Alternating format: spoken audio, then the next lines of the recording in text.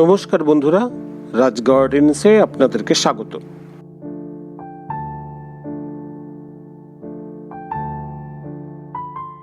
ক্যালেন্ডারে শরৎ হলেও আকাশে এখনো জল ভরা মেঘ। শিউলির ডালে কড়ি ভরে এলেও বিদায় নেয়নি বর্ষা। আপনারা নিশ্চয়ই চান আগামী মরশুমে আম গাছে ডাল ভেঙে মুকুল আসুক। তাহলে আজকের ভিডিওটি একেবারে সময় উপযুক্ত এবং আপনারই জন্য।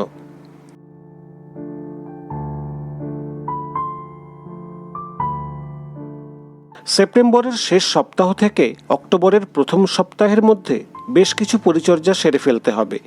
তাহলে সামনের সিজনে ফুল ফলের ভারে একেবারে নুয়ে পড়বে আম গাছের ডাল।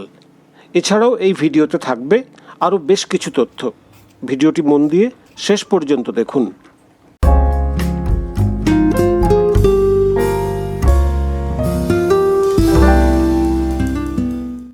ভিডিওর শুরুতেই যে কথাটি বলবো সেটি গাছে খাবার প্রয়োগের ব্যাপারে। জানুয়ারির মাঝামাঝি সময় থেকে আম গাছে মুকুল আসতে শুরু করে, তাই এই সময়ে গাছের গোড়ায় একবার সুষম খাবার দিতে হবে। যদিও এখন ঘন ঘন বৃষ্টি হচ্ছে, তবে মাটি একটু শুকনো হলে হালকা করে উপরের মাটি কিছুটা সরিয়ে পর্যাপ্ত সার দিয়ে ফের মাটি দিয়ে ভরে দিতে হবে, যাতে পরে বৃষ্টি এলে সহজে সারগুলো ধুয়ে না যায়। আম গাছের স্পেশাল খাবার নিয়ে আমার চ্যানেলে ভিডিও রয়েছে, সেই খাবারই তৈরি করে দিতে হবে। যেহেতু পুরোপুরি বর্ষা এখনও বিদায় নেয়নি, টবের মাটি বেশিরভাগ সময় ভেজা থাকে, তাই এই সারের মধ্যে গাছ প্রতি 1 চামচ করে ট্রাইকোডার্মা ভিরিডি মিশিয়ে নেবেন, যাতে শিকড়ে কোনোভাবেই ফাঙ্গাস আক্রমণ করতে না পারে। এছাড়া এই সার তৈরির ক্ষেত্রে কিছু বিধিনিষেধের কথাও বলেছি ভিডিওতে, তাই আপনারা সময় করে পুরো ভিডিওটি দেখে নেবেন।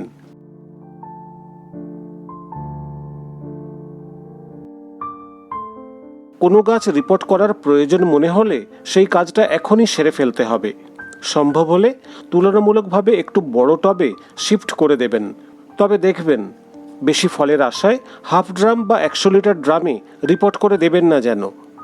এর মধ্যে বেশ কিছু গাছ আমার রিপোর্ট করা হয়ে গেছে, কিছু বাকি আছে যেগুলো কয়েকদিনের মধ্যেই সেরে ফেলব। এই গাছগুলো থেকে জুন জুলাইয়ের দিকে ফল সংগ্রহ করেছিলাম, তারপর থেকে আর কোনো খাবার দেওয়া হয়নি। এগুলোকে এখন 12 ইঞ্চি টবে রিপোর্ট করে দেব। বর্ষার শুরু এবং শেষের দিক হলো রিপোর্টিংয়ের ভালো সময়।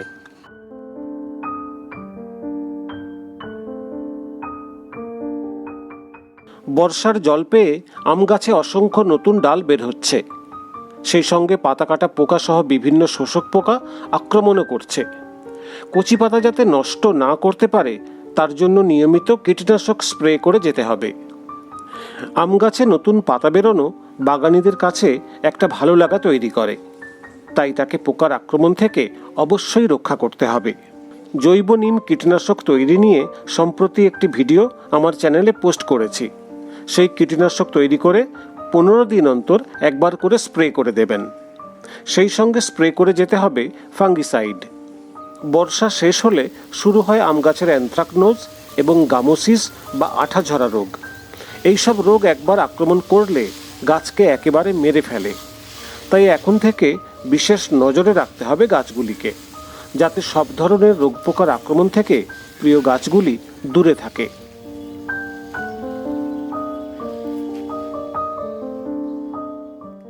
চার নম্বরে যে বিষয়টি নিয়ে আলোচনা করব সেটি খুবই ইন্টারেস্টিং। সেটি হলো প্রুনিং। বর্ষার সময় গাছের বৃদ্ধি ভালো হয়, সেটা আমরা সবাই জানি। এই সময় আম গাছগুলি প্রুন করা কিংবা পত্রমুকুল খুঁটে দেওয়ার মাধ্যমে ডালের সংখ্যা বাড়াতে পারি। এই গাছগুলো ভালো করে দেখুন। এটা ব্যানানা ম্যাঙ্গোর গাছ। ডাল গুনে তো শেষ করাই যাচ্ছে না। পাশে গৌরমতি গাছটি দেখুন, ডালগুলো কিভাবে কেটে দিয়েছি।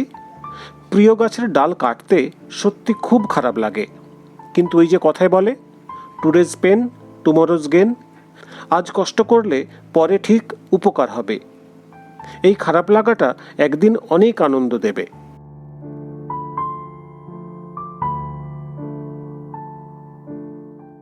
আপনারা হয়তো ভাবছেন সামনে তো আমের সিজন, এখন কি প্রুন করা যাবে? আমি বলবো যাবে। যদিও আম গাছের 5-6 মাসের পুরনো ডালে ফুল আসে, তবে আমাদের হাতে এখনও 3.5 মাসের মতো সময় আছে। তাছাড়া ছাদ বাগানে নতুন নতুন বিদেশি ভ্যারাইটি এসে গেছে, তাই এখন প্রুন করলে কোনো সমস্যা হবে না। আবার মাঝে মাঝে বৃষ্টি হচ্ছে, ফলে নতুন ডালপালা তাড়াতাড়ি বেরিয়ে যাবে। এখানে গত বছরের একটি অভিজ্ঞতা আপনাদের সঙ্গে শেয়ার না করলেই নয়। পরীক্ষা করার জন্য ফুল আসার মাসখানেক আগে এই গাছের পত্রমুকুল খুঁটে দিয়েছিলাম। যেহেতু মুকুল আসার সময় হয়ে এসেছিল, তাই সেখান থেকে নতুন ডাল না বেরিয়ে মুকুলই বেরিয়েছিল। তবে আপনাদেরকে এই ঝুঁকি নিতে আমি বলবো না, আপনাদেরকে বলবো এখনই কাজটা সেরে ফেলতে হবে।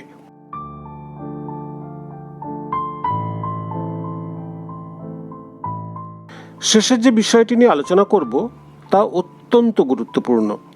নার্সারি থেকে যত বড় গাছই কিনে আনুন না কেন, চেষ্টা করবেন সেই গাছে প্রথমবার ফল না নিতে। আগে ভাবুন গাছটির ভেজিটেটিভ গ্রোথের কথা, কিভাবে তাকে বাঁচিয়ে রাখা যায়, ডালপালার সংখ্যা বৃদ্ধি করা যায়। সিজন হলে হয়তো সেই গাছে মুকুল এসে যাবে, কিন্তু সেটা ভেঙে ফেলতে হবে। অধীর আগ্রহে যদি 2-1টা ফল নেওয়ার কথা ভেবে থাকেন, তাহলে জানবেন নিজের হাতে গাছটিকে আপনি মেরে ফেললেন। দীর্ঘদিনের অভিজ্ঞতা থেকেই আপনাদের এই কথা বলছি। বিশেষ করে নতুন বাগানীদের এ বিষয়ে সতর্ক করে দিলাম। তবে যাদের গাছের বয়স 2 বছরের বেশি, সেই গাছে ফল নিতে কোনো অসুবিধে নেই। নতুন গাছে কেন ফল নেবেন না তা নিয়ে বিস্তারিত ভিডিও রয়েছে আমার চ্যানেলে। আম গাছের পরিচর্যা নিয়েও একাধিক ভিডিও আমার চ্যানেলে আছে। নতুন গাছ কেনার পর কখন কিভাবে রিপোর্ট করবেন তা নিয়েও ভিডিও তৈরি করেছি, আপনারা সময় করে সেগুলি দেখে নেবেন।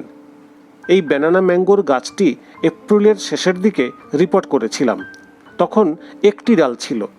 মাঝে প্রুন ও রিপোর্ট করেছি, এখন 5টি ডাল হয়েছে, সেই সঙ্গে নতুন আরও ডাল বেরোচ্ছে।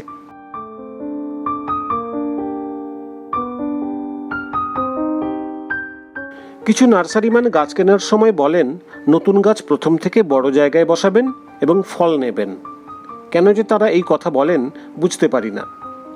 একটা কথা মনে রাখবেন, নার্সারিতে গাছ মাটিতে বসানো হোক বা বড় ড্রামে, অনেক গাছের মধ্যে যদি 2-1টা গাছ মরে যায় তাতেও তাদের কিছু যায় আসে না। কিন্তু আমাদের মতো ছোট বাগানিরা দাম দিয়ে কিনে 2-4টে গাছই লাগাই। ছোট জায়গায় সীমিত মাটির মধ্যে অনেক প্রতিকূল পরিবেশের সঙ্গে লড়াই করে তাদেরকে সন্তানের মতো লালন করি। সেই গাছ মারা গেলে যে কতটা কষ্ট হয় সেটা সবাই বুঝবেন না।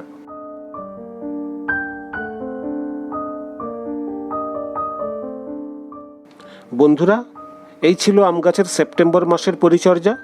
যেভাবে বললাম সেভাবে করে দেখুন, আমার মতো আপনিও নিজের হাতে ফলানো আম কাটবেন। ভিডিওটি লাইক এবং শেয়ার করবেন, ফলো করবেন রাজ গার্ডেন্সের ফেসবুক পেজ।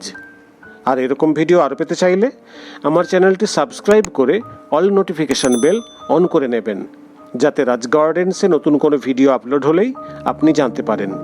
নমস্কার।